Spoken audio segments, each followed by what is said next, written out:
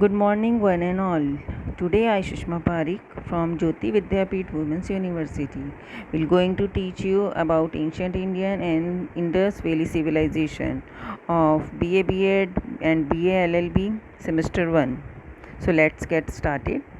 Geography of India. पहले मैं आपको ज्योग्राफी के बारे में बताऊं कि इंडस वैली सिविलाइजेशन थी कहाँ पे। जैसे आप ये इंडिया का मैप देख पा रहे हैं, इसमें जो रिवर रवि है उसके पास में इंडिया का एक Indus valley civilisation find out हुई थी। और India is is consider as sub continent because of its size.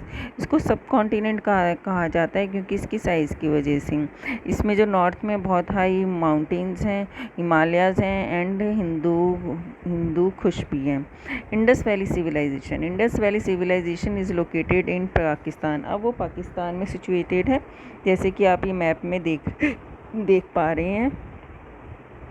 It was along this river that a civilization developed around 2500 BCE.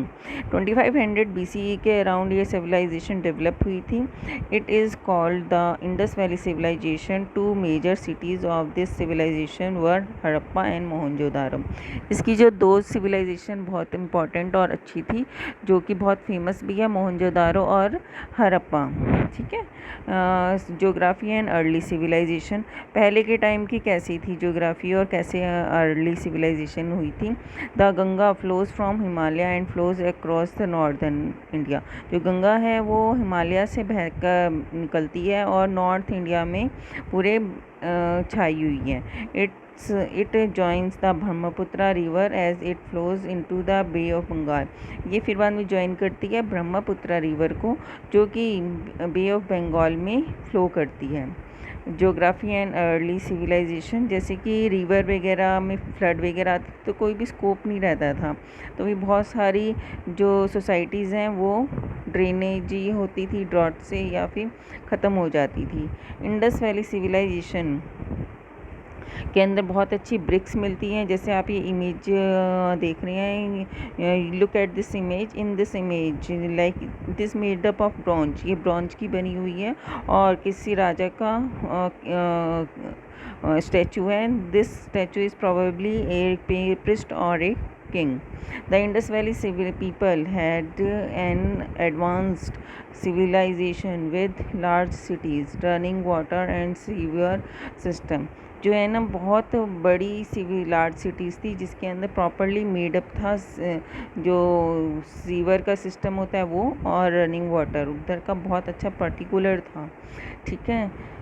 और जो यहाँ पे ये ऐसी लैंग्वेज लिखी जाती थी जो कि अभी तक किसी के पढ़ने में नहीं आई है। जो स्क्रिप्ट थी वो आर्टिस्टिक स्क्रिप्ट थी। जैसे आप ये पिक्चर में देख रहे हैं, look at this picture. In this picture you can see the script is in artistic form. So this script is still now not able to read out with any historians. If this able to read out, then we get the knowledge of the whole Indus Valley civilization. This is the place where the great bath of Mohenjodaro, ये मोहनजोदारो है जहाँ पे ये great bath बड़ा सा swimming pool है बीच में, और उसके आसपास में इनके घर बने हुए रहते थे और बहुत अच्छी मजबूत ईंटें थी। ये देखो ये वाला जो you look at this picture, you can see the small houses and all that and water flow of water can also you can see sewage process you can also see. सो इसके अंदर आपको दिख रहा है कि कितने प्रॉपरली मेडअप हाउसेज हैं, कैसे प्रॉपरली नालियाँ बनी हुई है और उनका पानी का निकास है। फिर बाद में आर्यन इन्वेजन हुआ, आर्यन ने आए और है ना कई लोगों का तो ये कहना है हिस्टोरियंस का कि आर्यन के आने के बाद में उनको मार दिया गया, इंडस वैली सिविलाइजेशन को सभ्यता को ख़त्म कर दिया और उन्होंने रूल किया। कई कहते हैं कि वो ड्रॉट की वजह से ख़त्म हो गई, कई कहते हैं कि एकदम से बाढ़ आ गई इसलिए ख़त्म हो गई क्योंकि वो रिवर के पास में थी। अब गॉड ने उसकी क्या हुआ था, क्योंकि इसका एग्जैक्ट एविडेंस नहीं है कोई भी किसी भी हिस्टोरियन से या कहीं पे भी। ठीक है। आर्यन इन्वेजन ये बाहर से आए थे, जैसे आप इस मैप में भी देख रहे हैं कि रूट ऑफ इंडिया इनका कहाँ से था। ठीक है, इसमें आपको समझ में आ जाएगा कि नेपाल की साइड से होते हुए बांग्लादेश और की तरफ से होते हुए ना ये इंडिया के अंदर एंटर करके आए थे। और साथ में जो है आर्यंस ने यूज़ ऑफ आयरन इन्वेंट किया था, आयरन की खोज करी थी। और साथ ही इनकी लैंग्वेज कौन सी थी, संस्कृत लैंग्वेज थी। कास्ट सिस्टम में बिलीव करते थे ये, गॉड को बहुत ज़्यादा मानते थे, कृष्ण को, राम को, इनको। ठीक है, इन्होंने वेदास को फाउंड आउट किया था और वेदास का प्रचलन किया था।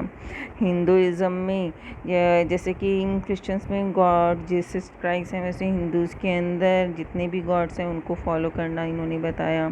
ट्रिनिटी ऑफ गॉड इन्होंने ये बताया आर्यंस ने कि 3 जो ट्रिनिटी है उनको हमें फॉलो करना चाहिए, उनकी प्रे करनी चाहिए। पहला ब्रह्मा, वो क्रिएटर है इस अर्थ का, दूसरा क्रिएटर है इस अर्थ की, और दूसरा विष्णु जो प्रिजर्वर हैं, वो बचाते हैं, और शिवा वो डिस्ट्रॉय करते हैं। और इन तीनों ने इस अर्थ को बनाया है।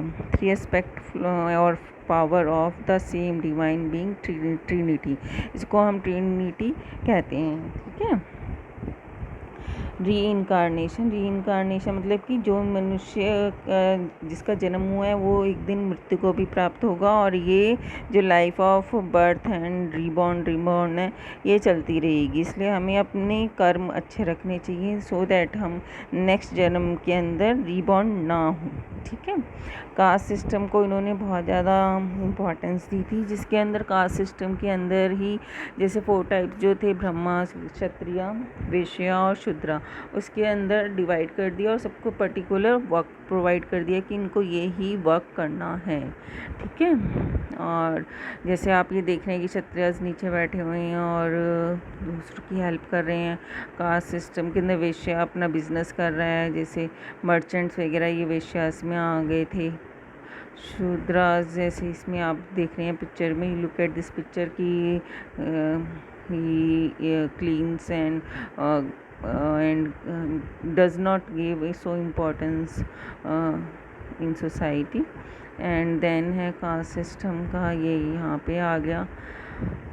फिर बाद में एक आए थे संत सिद्धार्थ गौतम जो थे क्षत्रिय थे, और इन्होंने बुद्धिज़्म को फॉलो किया था। भगवान गौतम बुद्ध के नाम से जाने गए थे। इनकी मेन टीचिंग्स थी, इन्होंने पहले तो 4 नोबल ट्रुथ के बारे में बताया, फिर 8 फोल्ड पाथ बताया। 8 फोल्ड पाथ में था इनका टीचिंग्स। ठीक है, फिर मौर्य एम्पायर आई थी। मौर्य एम्पायर में चंद्रगुप्त मौर्य आया और उन्होंने राज किया और काफ़ी अच्छे से आगे बढ़े थे।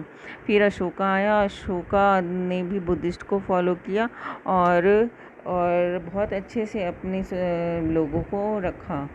ठीक है, गुप्ता एम्पायर आई उसके बाद में। गुप्ता एम्पायर में चंद्रगुप्ता टू, और ये जो है लैंग्वेज तमिल बोलते थे वहाँ पे।